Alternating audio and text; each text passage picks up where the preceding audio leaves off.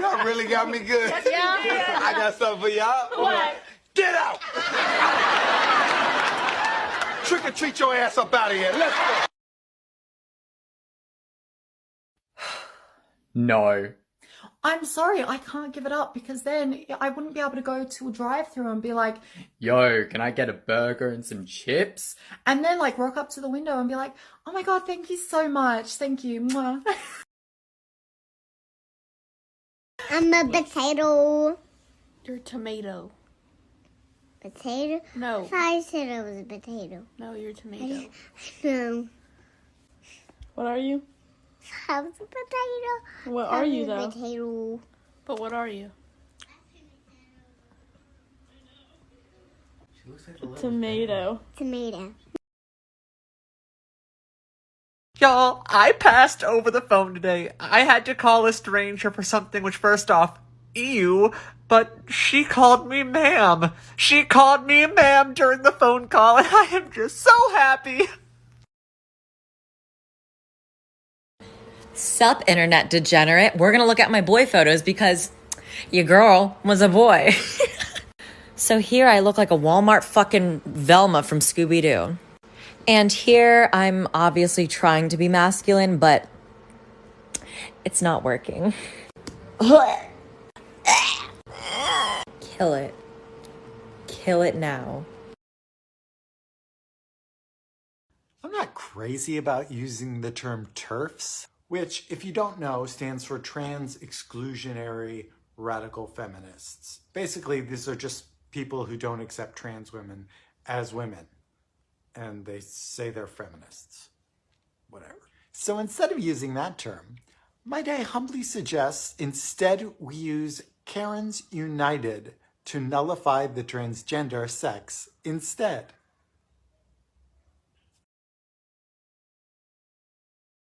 Just in case anybody actually thinks that I'm a cis woman and not a trans woman, well, first of all, I am definitely a trans woman. Look at my hormones. Estradiol. Spironolactone. I put stickers over my dead name. Yeah, so, Yeah, I can kind of do this. and I mean, not to mention, I would not have a trans flag hanging on my wall if I was doing this, like, for attention or something. Not that I'm saying anybody actually thinks that, but just in case there's confusion. I am trans woman. A trans woman. Okay, let's talk a little bit more about detransitioning. In a US study of 28,000 people, only 8% of the sample had ever detransitioned. Of that really small 8% of the overall sample, only 5% of that subset had detransitioned because they realized they were in fact cisgender.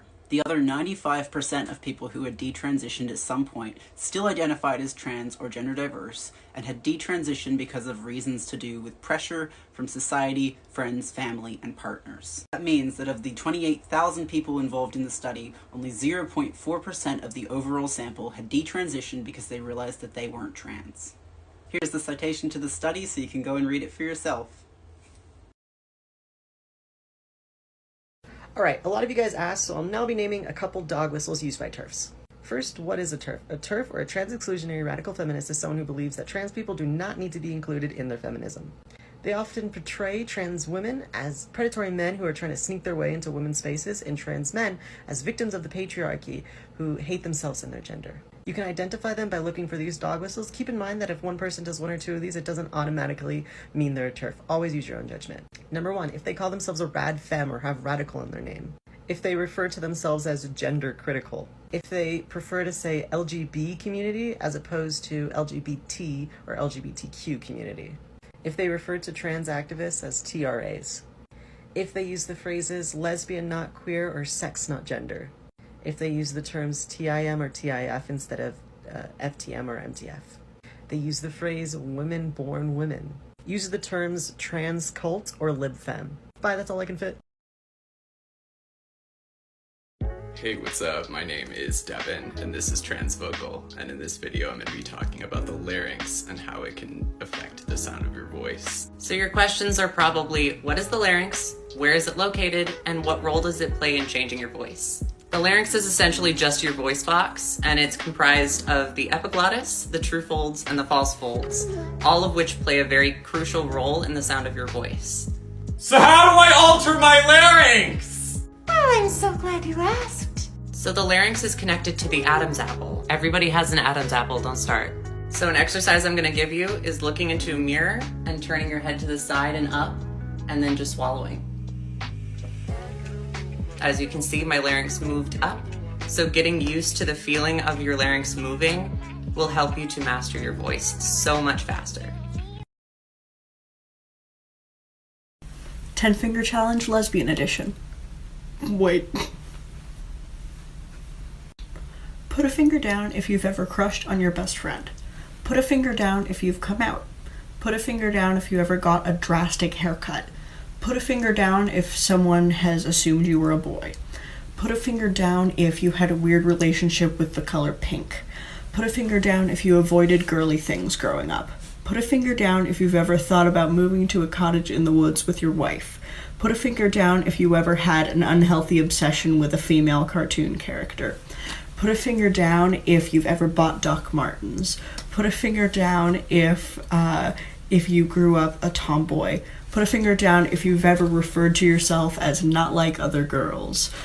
Put a finger down if guys are really creepy to you because you're a lesbian. Put a finger down if you've ever had trouble identifying as a lesbian. This is how every single discussion I've had with a more conservative-leaning person about trans people has ever gone. I'm not going to lie to someone. You're either born a male or you're born a female. You can't change your chromosomes. Yeah, you're right. I'm right? Yeah, I am right.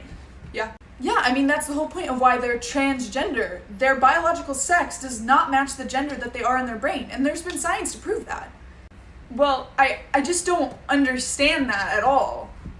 And you know what? Honestly, that's okay. You don't have to understand. However, if you meet someone who is clearly female presenting, wants to be called she, her, and Jenna, are you not going to do it? Well, of course I am. I'm not an a-hole. Well, I mean, that's all trans people want. They don't want you to say, you have to agree that I'm biologically female. They're just asking you to respect their pronouns and the name they want to be called. Huh. Well, okay.